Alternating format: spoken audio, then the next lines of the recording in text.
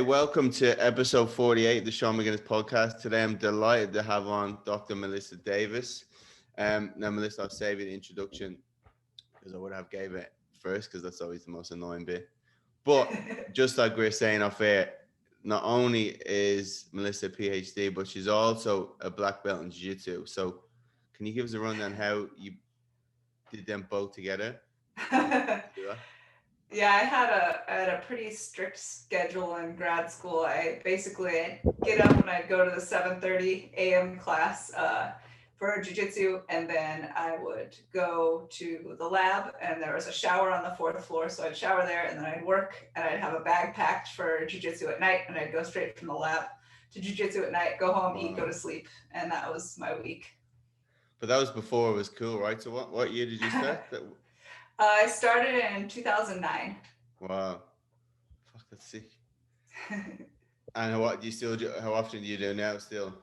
Now I've since moved to Montana, and my commute to the jiu-jitsu school here is about an hour round trip. So I've just been going once a week. I stopped competing this year. I might compete now and then still, but it's not going to be a monthly thing anymore. So I'm sort of retired, but I'm training for fun. But it's funny because like jiu-jitsu, the same way people are looking at exercise, okay, how can we minimize like stress on our joints when it comes to exercise? The same, that's why obviously jiu-jitsu got so popular, because you can go so hard, and I've been doing it for years and I still haven't got injury. So that's one of the reasons it's getting popular, right? Yeah, I think so. And it's just kind of a fun, it's such an engaging sort of sport, you know, it gives you something to think about no matter how good you get or how much you learn. There's always something new to think about, someone else who beats you in a weird way. So it keeps you interested. Yeah, one of the reasons I like it as well, it's probably my version of meditation. Yeah, for sure. Like you go in, it takes your mind off for an hour, but it's the same way you probably notice when you've been working on something and you go in there and you roll around for an hour, and your subconscious then just creates the most unbelievable ideas after. And you just sort of sorts it out. Yeah, it's amazing. It really does work like, I think, forced meditation, because you have to be in the moment. Some people are trying to choke you. You have to be in the present moment. You can't let your mind wander. So it's a really good way to force yourself to meditate. Now, obviously, you have a PhD in neuroscience. One of the things we've got a lot of psychologists on the podcast is it's so hard to decipher, especially for trainers, what's science-based when it comes to quotation marks mindset and what's not. There's so much wife tales around it. Even probably like nutrition, okay, you can get very reputable stuff now. Right. But psychology is one of those things where you have to like really know where to look. So is it frustrating where you are? Or obviously that's why you released your book, but how's that on your end looking at I found psychology is a tough one, because, you know, they'll find things that seem pretty conclusive and they'll just sort of forget one aspect that no one would have thought of at the time. And then later someone looks at it and it revamps the conclusion of the papers. So I found that a lot as I was reading through some more historical papers that are still kind of famous, like the marshmallow study with the kids, you know, concluded that people's self-control was sort of set in childhood. And that turns out not to be quite the case. We can actually modify it. So I definitely found to learn about psychology, you have to do a little more of a broad literature read to really get an understanding of what we know and what seems to be true. Yeah, that's back when all the studies they did, everyone's like, how did everyone get away with that stuff? They've just scarred all those kids for life. Right. And obviously, do you know the little Albert study? Yeah, the mouse, yeah. Yeah. Just like kid. Scaring a baby that wouldn't fly anymore. Sorry, go ahead. So obviously you work with Renaissance Periodization, one of the best nutrition companies, brilliant, and all the nutritionists, Dr. Mike Israel, etc. Psychology is the same thing with weight loss, because unless you have a background or in both, when it comes to weight loss, you can't decipher one without the other. Like you'll hear psychologists who are real good with habits, but when they're trying to give nutrition advice, they have no idea. And they're also the same way nutritionists then need to go, okay, I need to learn about psychology because nobody's listening to me. So especially with weight loss, you need to have a background in both really to deal with people.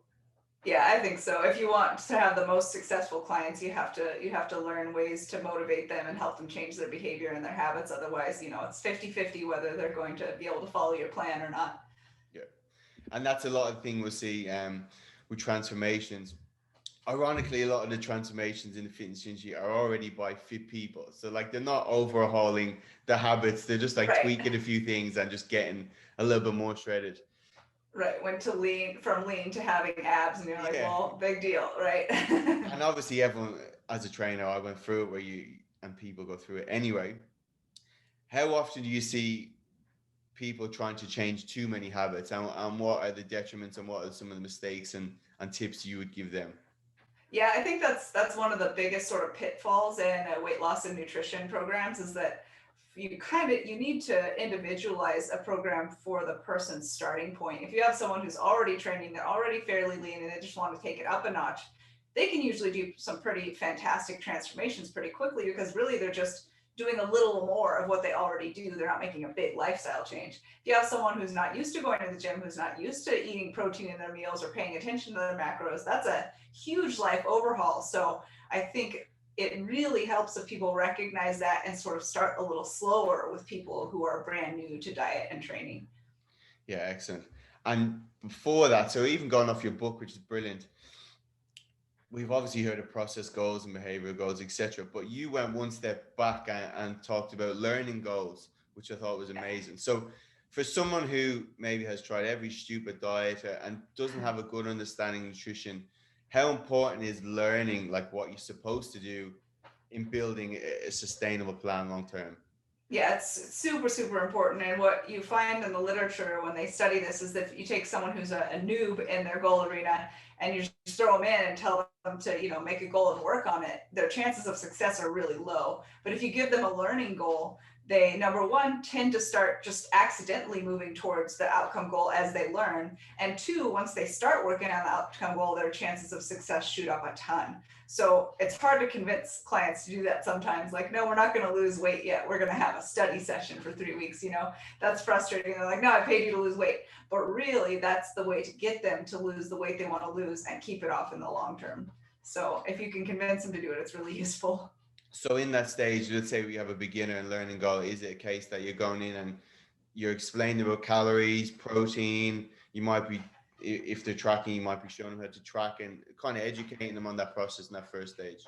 Yeah. And usually what I've done when I've talked clients into that is say like, okay, here's the things that I want you to understand about like protein and macros and such. And here's just this week's goal. Learn how to prep your meals, learn how to put together a meal that has this much protein and this many veggies and so on, and sort of figure out what foods are easy for you to prepare, what's less stressful ways for you to do it. Don't worry about losing weight. Don't worry about messing up on the diet. Now just practice trial and error that stuff for a week. And then usually once they start doing that, they feel a little more comfortable, and then starting to weigh things and be more precise is less overwhelming. Yeah, and obviously that will pay off long term. And how do you explain, how do you kind of keep someone in the game in that first stage? Like what are some of the things that you'll explain, obviously, Yeah, explain so about I the long think term? yeah, for everyone needs, we like to be affirmed, and when we feel like we're capable, we tend to be even more successful. So finding things to have little wins over. So like, okay, how many times did you eat vegetables before you started with me per week? 0. Sweet. This week you ate 3 servings of vegetables in the week. That's 3 more than you did before. Let's celebrate that progress and build those baby steps, and just sort of teaching them that those little wins, those little changes they're making in their behavior, those little changes in their understanding and learning are the steps on the way to their big goal. And celebrating those is totally warranted. So when someone's there and the obviously reason they've come to you is probably to lose weight, are you explaining them and say, we need to get to a stage where all our habits are kind of congruent with you losing weight, and we're going to Right. bring it back a few steps more until let's focus on this first and then build up from Absolutely. there? Yeah, and then sort of after they get through some of the learning goals and they have sort of a baseline understanding, then start having them look at, okay, what are the now you know what the behaviors are that you need to perform to get to your goal. So what behaviors do you have? What habits do you have that are getting in your way?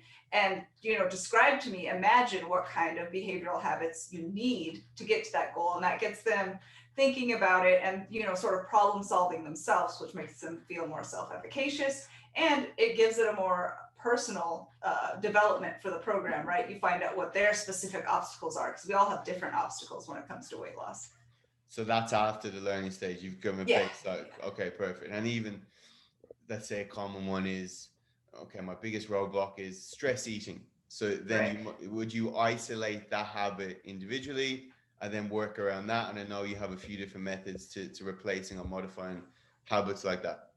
Yeah, absolutely. You start, if you find they have one really big trigger for overeating and it's stress, then that's the first place to start. And like you said, there's a number of ways to deal with that. You can start by saying, how can I reduce my stress? Which is always good on many fronts. Lots of benefits come from that. And then also, so now you know that eating is serving a purpose. It's relieving your stress. Can you think of anything else that relieves your stress that you could sort of start to replace some of that eating with? Or let it continue to be eating, but see if you can shift your eating choices to less and less impactful. Start going from regular chips to baked chips to carrots eventually, or something like that, so that you can still serve that stress relief purpose without having it impact your goals. I think that's a great point. It's like working with the client as well, because a lot of times people maybe whose food is their only source of happiness will sign up with a trainer, and they're literally taking the only thing that makes right in life. Exactly. Setting them up. So you're saying, no, let's work with that for the time being. Let's modify it so you can still lose weight. And then in the future, you might want that we might break the habit a bit more. Yeah, you might be able to ease slowly out of it completely. But yeah, you're absolutely right. You have to, as a coach, not impose your capabilities and your preferences on the client, for sure. Yeah, we've all been there. And even I heard someone say before, when it comes to like habits like that, they're ingrained, stress eating, etc. If you just simply slap a diet on top, it's just a band-aid approach. And when kind of life happens like it is now, you'll revert back to old habits. And I know you talk a little bit about the actual neuroscience of that in your book, which is so interesting. Yeah, definitely. So another factor in that is that as you progress through a diet, you become more stressed. So your likelihood that you'll revert back to that habit if you haven't worked on it is pretty strong.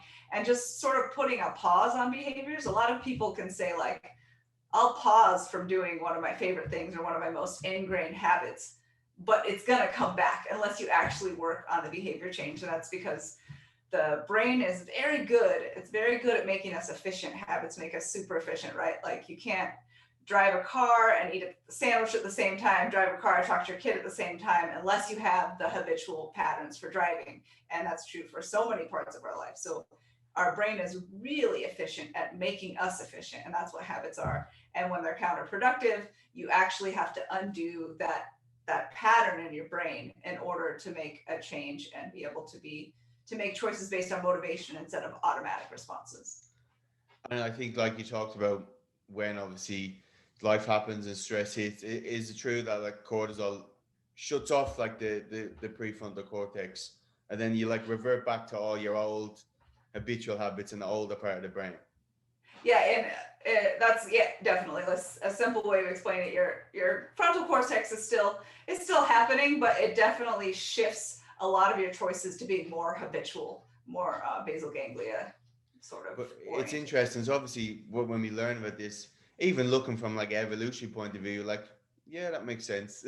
Like you don't have time to exactly right. Like if you're stressed, you don't have time to be considering using your prefrontal cortex to consider everything in detail. You just need to do stuff and move on to the next and survive. So, and that's another way of explaining it, which you do about building proper habits, which will take you through life when it happens. Right. Yeah. Because the awesome thing is when you're stressed, you rely on habits. Your brain doesn't care if those are good habits or bad habits or habits you want or habits you don't. So if you build a bunch of habits you want and get stressed, you might even get to your goal faster. So I think it's frustrating then when people may not understand the actual neuroscience of it, and then whatever life happens, stress happens, and then they just put it down to our willpower, or like they internally blame themselves rather than actually, like you talked about, the learning phase, understand it's normal. That happens to everyone. Right. Yeah, that's one of the things I try to impart on people as much as possible is this stuff is hard. It's not your fault that it's hard. It's our human brains. If your brain didn't work like this, you probably couldn't function in regular life. So the fact that it's hard means you're a normal human with a functional brain. So don't feel guilty when it takes a while. And after the learning phase, then we may have looked at obstacles and roadblocks, and maybe what's worked in the past, what hasn't. What then is your stage of progressing that person again? Yeah, so I think it's just a matter of the first stage of those sort of learning goals and understanding how to make baby steps and celebrate those little wins, progressing into some outcome goals and modifying behavior. So you start, like we said, looking at the behaviors that are getting in the way and kind of addressing those. And then also starting to add behaviors that are beneficial, like adding a habit of going to the gym, adding a habit of taking a walk in the morning or what have you, things that might not only be helpful during a diet, but will be good for your health and general fitness after the diet, just lifestyle things that will be habits that will be beneficial for you. And obviously we're trying to look maybe 2 steps ahead, because even activity wise, we probably know that people who keep the weight off are more successful. They naturally have higher activity even after, right? So you're trying to look a few steps ahead. You're not just running hours a day during the diet and then stop at the end, right? Find a sustainable way to move your body a little more. Yeah. And we've talked about non-scale victories or little wins you can add up. So you're a big fan of just obviously using lots of different qualitative data. I know I've talked about even like getting clients to get their resting heart rate before blood pressure, all this kind of stuff where they can see, oh, actually, I'm going all right. Like, get that dopamine. Yeah, absolutely. Yeah, looking at all of the things that are changing, because a lot of times, you're trying to be on this diet and have these perfect meal preps every day, every meal, all week. And if you're not sort of keeping track of how many meals are on point, you might be getting better by 2 meals a week, but you might not notice that because, what's 35 meals in a week and you went from doing 20 to 22 of them correctly, that's not something that would be immediately obvious unless you're writing it down. And if you write those things down, then you don't have to feel bad like I'm not there yet. You can see that you're on the road to being there. It's sort of akin to like if you're on a weight loss diet and you just look at the starting scale number and the end scale number and whether or not you're here yet. Like you're not going to be here immediately. And that's the same with any behavior change. So you got to look at that trend across time. So with certain people, will you say, let's forget about your outcome goal for the moment until we ingrain these habits first? Yeah, absolutely. For beginners tend to be better with a vague outcome goal, and they actually tend to exceed, if you compare a group that chose a specific outcome goal, like say lose 15 pounds, to a group that chose a vague one, like lose weight. The lose weight group will usually lose more weight than the lose 15 pounds group. Yeah, because as they go, they don't have a target that they see that they're so far from. They just see like, oh, I weigh less. Oh, I weigh less. Oh, I weigh less. And they develop the self-efficacy and end up losing more weight. Whereas the other people are just sort of like, I'm not at 15 pounds yet. I'm not at 15 pounds yet. That seems to be the difference. But that's the case for beginners. If you're more advanced, you can usually pick a specific outcome goal and not have it be detrimental. It's so interesting, even the same way like nutrition wise, we need to differentiate beginner and advanced. The same way with psychology, like you said it. Yeah. New year, everyone be saying, set your SMART goals, this, that. And you're obviously saying, nah, well, for this group, that doesn't work. SMART goals aren't always great. Yeah. SMART goals don't work for everyone. That's interesting. Yeah. And how would people differ then, obviously individual, when you're setting process goals or you're setting different habits? Because for Mrs. Jones, who say has a few kids, who already has all these stresses going on, versus probably the person you see getting good results on Instagram, no kids, no responsibility. Right. Does the kind of mental capacity tie in there with how much they can change? Yeah, for sure. There's 2 things to think about there. One is that the social comparison can be super detrimental. So very often people and I definitely am not going to say that social media is bad. It can be a great source of social support and information and all kinds of things. But it can also be detrimental if you're looking at people who are in a completely different position from you and comparing yourself to what they've achieved. Also, for someone who's setting up goals and has a bunch of things in their life, has a job, has kids, has hobbies, has other things they're interested in doing, you have to help them sort of assess the trade-offs that they'd have to make for what they think their target is. And very often they'll adjust their target when they realize like, I don't want to give up time with my kids. I need to keep my job, etc. Yeah, I know some trainers will kind of get a list of things and they'll set it in front of their client to go, which are you prepared to do? And like, which Right. aren't, and you just cross off, okay, you're not prepared to literally track every macro. Cool. Okay. Your mate journey may be a bit slower, but that's the Right. trade-off, because that's what you Right. Exactly. And I mean, a slow journey is better than trying to go on a fast journey and failing over and over, right? So on social media, you're exactly right. Even the gym I'm in now in Sydney, there's the few celebrities, because it's a smaller gym, will train here. And my client will go, oh, that person's lost 10 kilos. I'm like, that person had a chef preparing every meal, right. macro. You have to work a job for 12 hours a day and eat on the run. Like, it's completely different. So you're dead right. Is there any kind of science? We know maybe dopamine increase and motivation, like when we hit goals, is what's the opposite to that, when you might feel demotivated from like comparing? Yeah, the sad thing about social comparison is that it does increase motivation, but it decreases work towards the goal. Really? So Wow.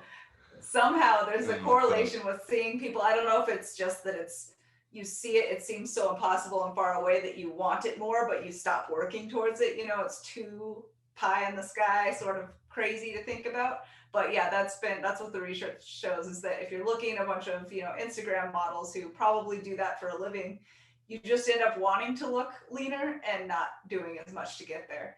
So That's crazy, isn't it? I actually went on a little deep hole, because I went to a stage, just like you said, with social media. Obviously I use it for a lot of my business, but I was getting to the stage where it was too addictive. I could feel it. Yeah. When I'd wake up, you'd get that is it like pre-dispensary dopamine release, like before you even look at it, you're just like, oh. And I was like, I oh, gotta see it. something needs to change. Have you looked into the kind of neuroscience of that? Yeah, there's definitely there's been a lot of research actually on social media recently, particularly for the sort of millennial generation, and it seems like there's definitely some addictive properties, very kind of similar to gambling, I think, where it's obviously an endogenous response that you're getting the addictive property to, or that you're getting addicted to, but there's a lot of association with depression and a bunch of bad stuff. And I really think, again, like, social media can be great, but you have to think about how you're using it and sort of keep track of yourself, where you can get into that place where you're just feeling worse and worse about yourself because of who you're following, and you're addicted to looking at it, and it becomes more of a problem than a help. Because it's the same with anything, right? The more you release dopamine, like the receptors are going to downgrade, and like right, it's harder to be happy. Yeah, it's not normal getting that release all the time throughout the whole day, which is hard then, because you post a post, and like when you do a good one, you're like, right, you gotta check, But the same way, I was trying to break the cycle of just at least going on it in the morning, scrolling in bed, because that was just, I think you talked about in your book, where someone's trying to train and they're scrolling on in bed, and so that's the perfect one. And you go, okay, I'm going to use willpower. I'm going to try not go on it when I have to click my alarm. Right. It's not going to happen because it's just so ingrained. Right. So what I had to do is just take it out. We just bought a normal alarm clock, put that there, and put the phone in the other room. Phone somewhere else. Yeah, that's very smart. When I got up, I had to go and get it. But you use the example the same way. Energy. You use the example the same way. Obviously, someone who was trying to train in the morning ended up scrolling, and that was the whole morning gone, right? Right. Yeah, that was a great one. And then how do you go measuring progress when it comes to habits? Because that's a hard thing as well, right? Where there's obviously you could look at the rate of ease, but it's not as easy for, say, the general person to track that, or they mightn't be aware of how to track, are those habits getting easier and more automatic? What's the kind of stuff do you use with clients? Yeah, so what I do for myself, and what I kind of tell my clients to do, is either just a journal or like an Excel sheet. I use an Excel sheet where I have like, okay, here's the behavior that I'm trying to add. here's the, maybe days of the week that I'm trying to add it. And I'll just put a list of dates in an Excel sheet, and I put a green box if I did it and a red box if I didn't. And like I have a day planner that I check in the morning and like fill out my day plan kind of. And there's like a little box that I can check whether or not I did the habit so that I can go back and put that in my Excel sheet.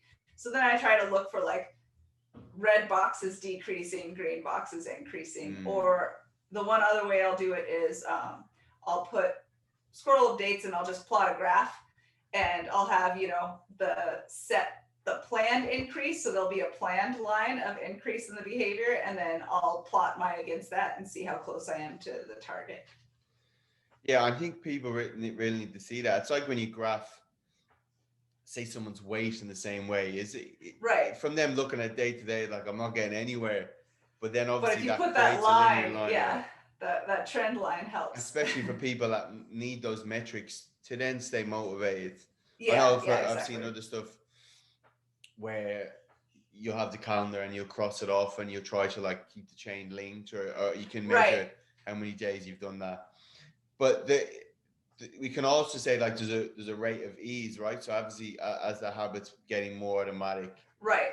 Yeah, and one way that I read about in a one particular review article, and it was an example of a student, was that she gave, and I think put this example in the book, she gave herself a grade for her habit. She was trying to study every day, and sure, she could check the box that she studied every day, but how much was she focused? How much did she check her phone? How much did she actually study? So she'd give herself like an A to F grade every day, and she'd look forward to, like, even though she was giving it to herself, she would be proud and feel good when she had those A+ days, and it motivated her to work to have more A+ days. So you can grade yourself on your habits. As silly as that sounds, it's actually effective.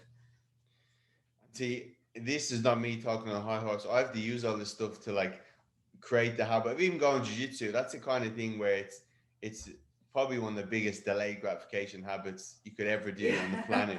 Yeah, the first 6 months you're literally going just getting smashed. And for someone with like who's played sports with ego, I'm like, what? Fuck this! Like I'm not. Yeah, this is like a 90-pound girl beating you up or something. But I kind of made that. I made that promise that okay, I'm gonna go minimum twice a week for 6 months, and that I don't care how bad, I'm just gonna go. But it's actually so hard, even just that habit alone.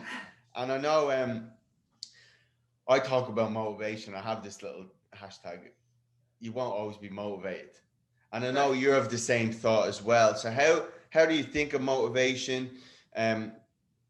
As you said in your book, motivation is going to drop off. How do you prepare your clients mentally for that? And then even goal setting or habit setting with that in mind when motivation does drop off, because it's going to be easier at the start. Yeah, so a couple of things. I think finding ways to look for improvement, or like little tiny goals in the process. Like maybe your jiu-jitsu goal is like, I'm going to tap this one guy, like it's going to happen like one of these days. And you just put that in your head as you go, or you're like, oh, my break falls are getting better. I want to see if they'll be even better next week. Like focusing on the little changes and little incremental increases can help keep motivation going a little longer. So you're breaking that down even, sorry to cut you, you're breaking that down even smaller than that. Yeah. And I'm just trying to think for someone that like on the weight loss journey or may have trained, you could use that multiple ways, right? Oh, when you're training in the gym. What kind of stuff would you say to your clients when it comes to that? Yeah, like let's focus on getting your squat form perfect. Like I want to see you let's videotape it once a week. I want to see it improve, and then sort of celebrating like, oh, your back is staying much tighter, you're dropping a lot lower, like look how solidly your feet are planted and things like that. Or like, hey, let's try to put 5 pounds on your squat over the next mesocycle or two. Like let's really focus on that and celebrate when you hit that PR. So sort of looking for those ways to find joy in the process so that you're not so focused on the outcome and needing the motivation. It's so powerful, isn't it? Obviously, like as trainers, you come in and they're paying you for results and weight loss, and you weigh them in, and when they haven't hit that number, it's kind of like a downer on that session, isn't it? Where it's if you're looking at all the other stuff and trying to quantify as much as possible, videoing them at the start, or if they're at home, they could do it themselves. Look, you're getting stronger, you're holding your plank longer, all this kind of stuff. that will keep you along the journey. It's just keeping in the game, isn't it? Those little things. Exactly. Yeah. Yeah. I think that's super important. And then just really knowing why you're doing it and reminding yourself of that sometimes. I'm doing this because I value my health and I want to be fit and active into old age, things like that, to be like, oh, yeah, there's a really good reason to keep doing this on those days when you really don't want to. Yeah. Even when it comes to jiu-jitsu, I always had it in my head, like, if someone just runs at me in the street, that was just like my thought of, well, obviously when you go in, you just feel so helpless. I'm like, Yeah. what's the point of me doing all these weights when someone can destroy me easy? So having that in your head on the moments that you might feel motivated, but it's still there. That will just keep it going. Yeah, I used to keep the next belt as my screensaver on my phone. So like when I was a blue belt, there was a purple belt, and I'd see it and be like, oh, I gotta work harder to get there. And I think also, just a tangent for a second, having social support, especially for sport and stuff like that, is really helpful. I think like my jujitsu started developing the most quickly when I was a blue belt, and I had some buddies, and we're like, no, I train more than you. I train more than you. Like, oh yeah, let's have a competition this week or this month. And we did the whole month to see who could train the most. And I think I trained like 35 or 40 times in the month. And I felt how much better my jujitsu got. And that's what sort of pushed me to start training all the time after that. Just, we didn't continue to compete. I just felt the big changes after that 1 month competition and like couldn't stop. Yeah, it's the same way people do like September and little stuff like that, just to keep them going, step count. And but yeah, that's important for someone who has the goal of weight loss, looking at other stuff they can improve on, and making sure. Do you find, because I know I do, there's a certain probably group of a bit more type A perfectionists where at the end of one of my reviews for my online clients, I say, what have you done good this week? And they always struggle to fill that in, even though there's probably loads of stuff. You find this personality where they're just so harsh on themselves, they never give themselves a little pat on the back. Find the good. Yeah. Yeah, sometimes those people do really well, but those people tend to be less happy even when they achieve their goals. Yeah. I think looking for ways, I use this little thing called a panda planner. It's just a thing I got on Amazon, and it has two things I really like. At the start of each day, you write down things you're grateful for and excited about.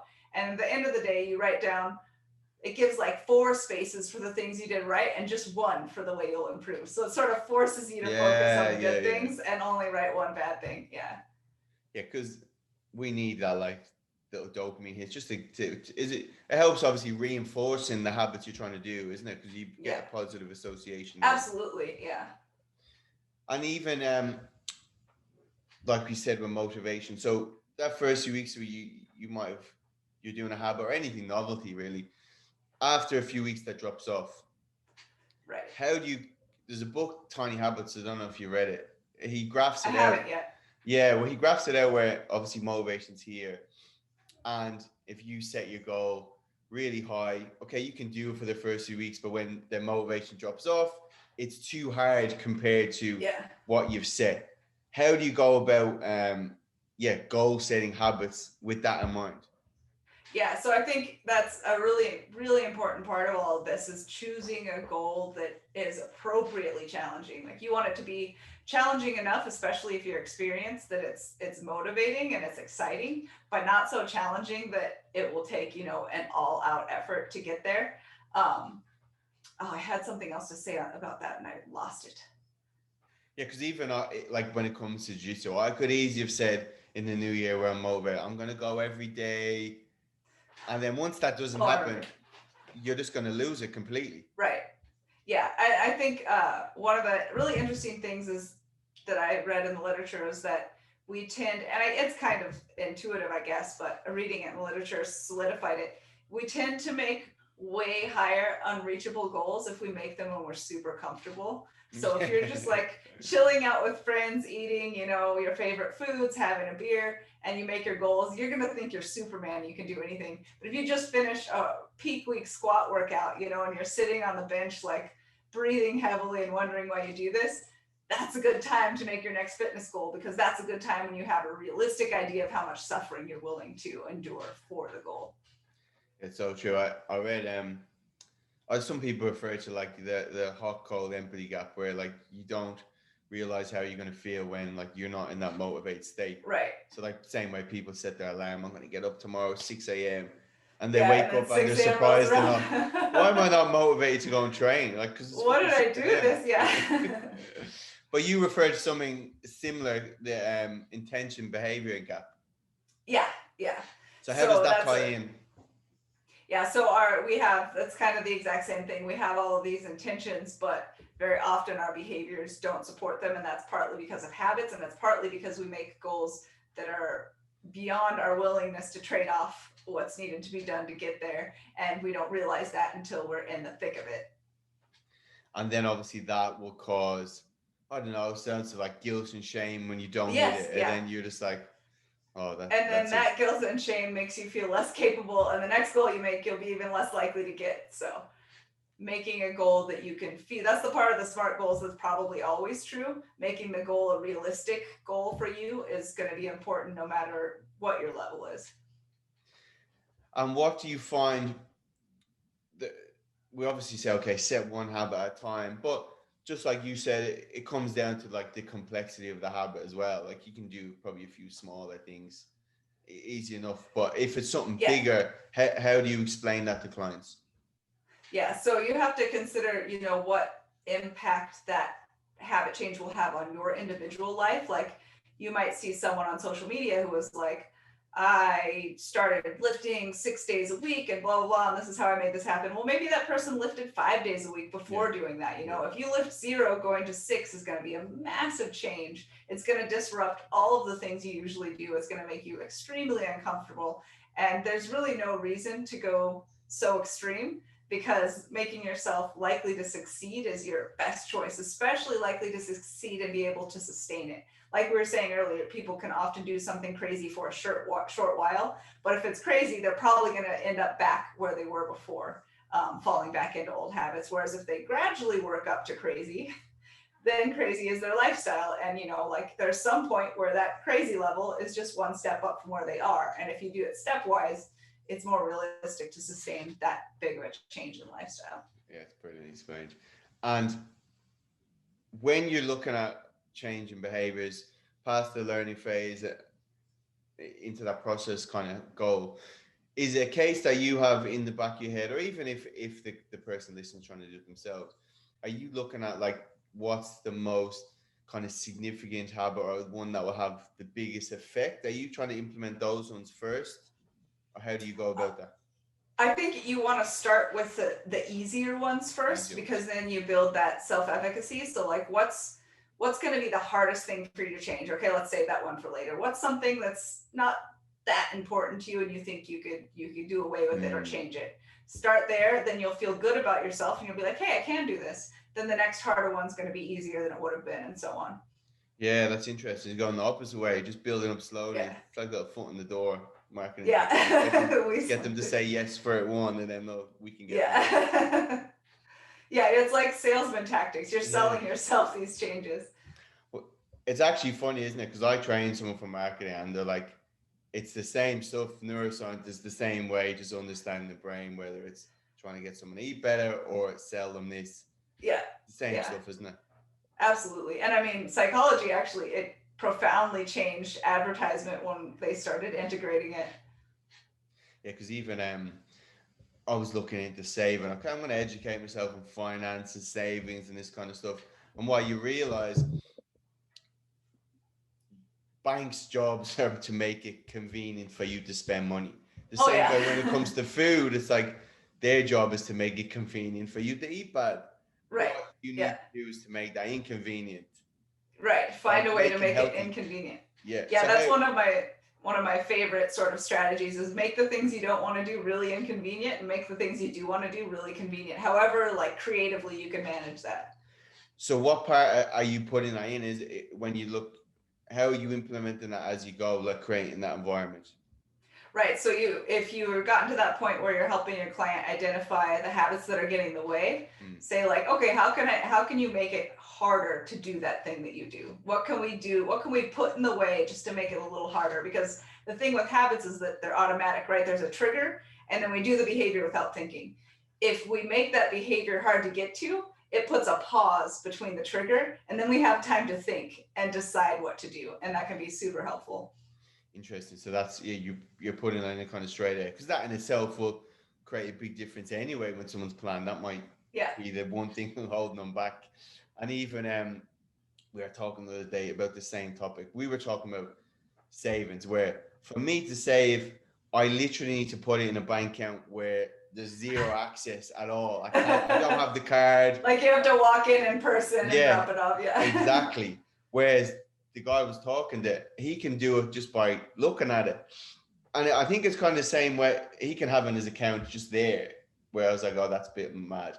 It's the same way people that may kind of struggle with junk food, where some people can have it in the house, whereas I can't have it in my house. It kind of differs that way as well, doesn't it? Yeah, absolutely. And I think, everyone has sort of individual. I was talking to someone about a similar topic the other day. Like there's a strategy where you keep the junk food in another room in like a locked cupboard, and you have to like go to the garage to get the key and then walk to the other room. And that gives you time to think about it. Like that's not a great strategy for me, because I'll just go in and I'll unlock it and I'll be like, I did all that work. Now I'm going to eat extra. So, you know, so like, but for some people, that's a great strategy, because like, oh, I have to go all the way to the garage and get the key. Never mind. I didn't want to eat that anyway. I'm not supposed to right now. So that comes back to like the individuality of like, all right, how hard do we need to make the habit? For some people, literally impossible. It would differ that way. It's interesting.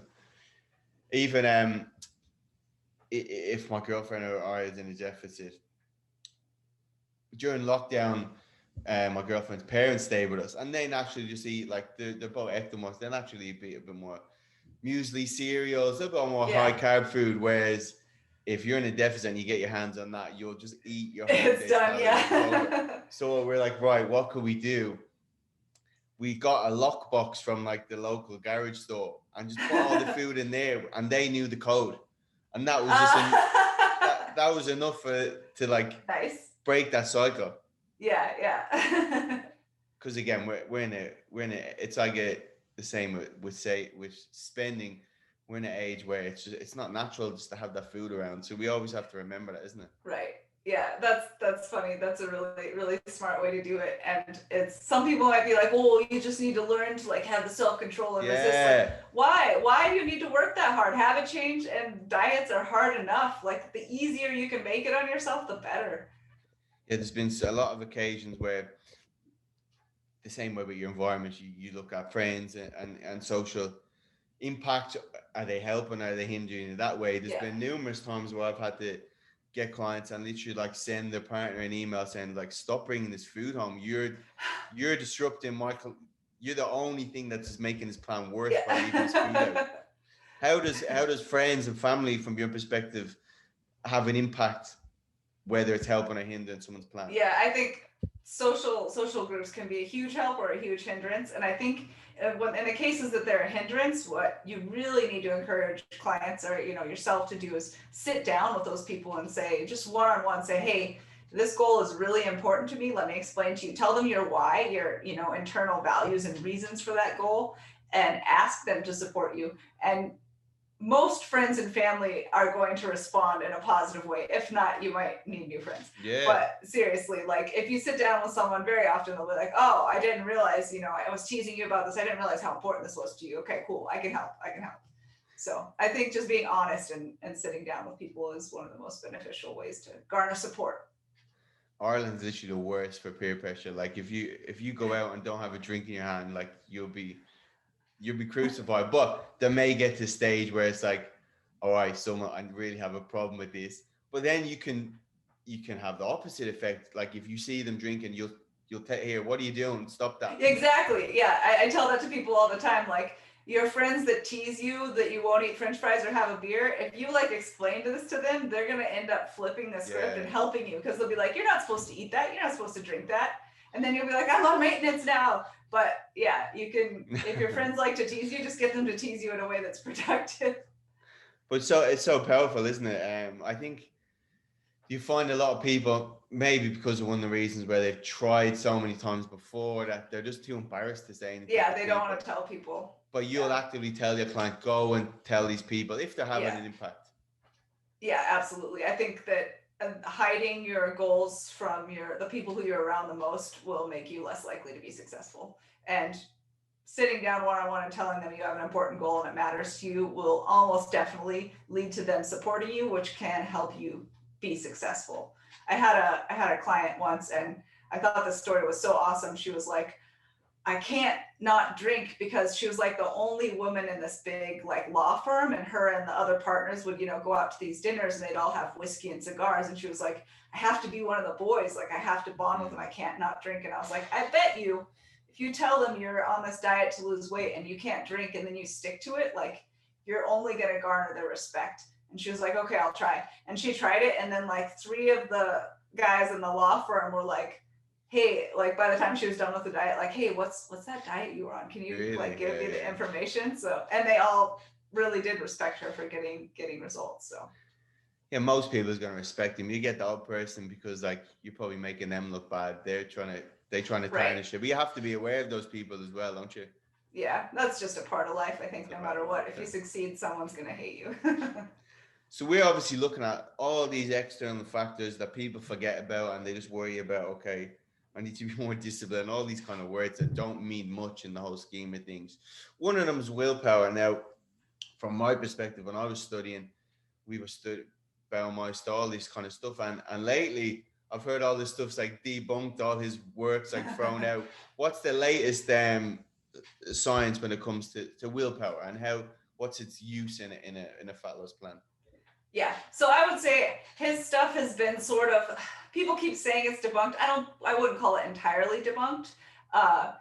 His conclusion was basically that willpower was this finite resource that you would run out of, right? If you use enough willpower, you just don't have any left.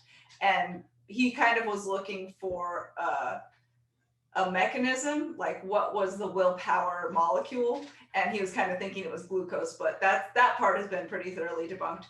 As far as willpower being a resource that runs out, you do see people have less willpower as they use willpower, but there's also been subsequent studies that show if you add a motivating factor, like, hey, you'll save a kid if you bike another mile. That's not a real experiment, but you get the idea. Yeah. Then all of a sudden their willpower that was gone is back. So it's not something finite that just runs out. It's something that sort of shifts up and down depending on motivations and situations. So it's great and it's important, and you need a little bit of it for any behavior change or any goal, but it's probably best not to rely on willpower, just to use what willpower you have to build habits to support your goal. And then you can rely on those more, in any time during stress, willpower gets lower, but habits get stronger. So yeah, even if it wasn't proved true, it's still like even explain to someone like decision fatigue, it can still be helpful, even if it's not true, because it makes sense. Absolutely. Like you're like, all right, that makes your brain's just so fried, you're going to make a bad decision. So just right. Yeah, absolutely. You can outside of that. And one of the last things I want to talk about is obviously we look at people saying I need to use my willpower, but from your book, the large majority of our day is habitual anyway. It's like you're going to do the same, especially when we're at work and stuff like that. So how does that tie in? Are you looking at what's habitual and going back and say, okay, what kind of stuff within this do we need to modify? And you're using the same approach you would for changing my habits earlier? Sort of. So I would say you're looking for the habits that are getting in your way, and you're modifying those. And then I think for additional change, you're looking for the behaviors that are missing that you need, and you're adding those in. So it's sort of a combination. And sometimes you can replace an unwanted habit with a wanted one, and it sort of can serve the same purpose. Sometimes you just have to replace it with something neutral and then work on the separate, building the wanted habit separately. Yeah, it's like the difference between relying on willpower and relying on habit are, for example, just an example from my little habit change for the year. One of the things that was bothering me is I'm in Montana. We have like a firebox furnace in the kitchen or in the living room, and we put wood in it to burn, right? So there's always like wood crumbles around it. So if I used willpower to keep that clean, I just have to think of a time during the day to stop and vacuum, and it would be really frustrating. But my habit is right before I go to bed, I vacuum. It's just something I do before I go to bed, and I don't have to think about it. And it would be such a huge pain to have to think about that and figure out when to fit it in every day if it weren't like a specific habit, if that makes sense. Yeah, this just creates a trigger because otherwise you forget. Right. Yeah. Yeah. And on the large majority of our day is habitual. We obviously know, okay, fat loss comes down to calories, but what I find and what people when they're given kind of too much freedom, like, oh, I'll fit whatever calories, and they'd have no plan or structure, they're never going to be consistent, right? So there's a fine line between having some rigidness within there, whether that you mightn't get all your clients to prepare their meals, or you might, would you say, okay, let's figure out where you normally get your breakfast and let's just go there every day? Are you trying to create some kind of structure like that? Yeah, absolutely. When you do things like how many calories you get in a day and people don't have a lot of knowledge, you end up having them, run out of calories at noon and then starve themselves for the rest of the night. And that's not a sustainable way to live, right? Whereas if you teach them, like, have these 5 meals at these times and each meal should have this much of each macro, then they mess up one meal, that's fine. They just move on to the next one and everything else is still functional and they're still building a lifestyle that they can sustain after the diet, which is the 5 meals a day at specific times. That's so true. It's one of the things that I've noticed by looking at the food diaries of the people that become successful, especially Monday to Friday, they just eat the same shit a lot of the time. Yeah. And just rinse and repeat and when it's too flexible dieting, like you said, there's too many decisions you're making and you just and it encourages people to sort of, like, when you're on a diet, like, food can be a great source of joy when you're not on a diet. When you're on a diet, trying to make food a source of joy can just sort of shoot you in the foot, because then you're thinking about it so much, you're struggling, you're trying to squeeze things in. Whereas if you just eat a bunch of bland stuff every day, you don't care if you don't get to eat more of it. And it takes away a lot of the pain. That's amazing.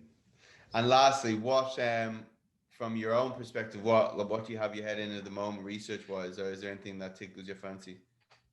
Yeah, I'm really into still into sort of the habits and psychology. I'm looking into writing a book on diet psychology and one on weight maintenance. Probably not this year, but I'm starting to toy with the idea and read more papers and stuff. My other sort of passion is trying to get all women everywhere to lift a little bit of weights. But that's a long-term project.